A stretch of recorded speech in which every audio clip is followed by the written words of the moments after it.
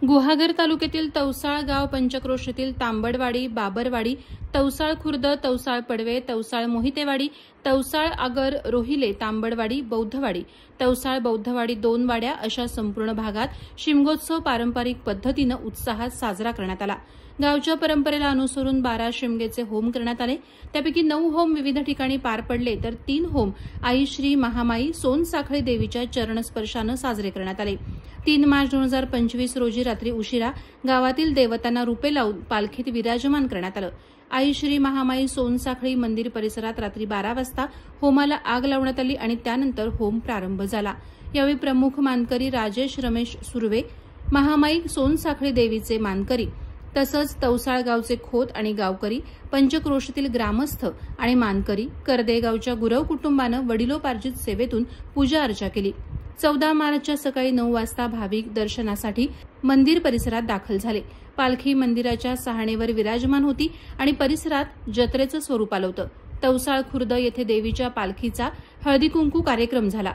यानंतर संपूर्ण गावात देवीच्या दर्शनासाठी घरोघरी फेरी काढण्यात आली। तवसाळ खुर्द पंचक्रोशीत मोठी जत्रा भरली आणि त्यानंतर देवीला जयगड खाडी येथे फेरीबोटीनं नेऊन नारळ अर्पण करण्यात आला। लोकश्रुतीनुसार देवी आपल्या बहिणीला भेटण्यासाठी समुद्रमार्गे जात असल्याची परंपरा आजही जिवंत ठेवली आहे। परत आल्यावर 11व्या होमाची विधिवत सांगता झाली। यावेळी विविध लोककला सादर करण्यात आल्या। तमाशा नृत्य हा प्रमुख आकर्षणाचा केंद्रबिंदू होता।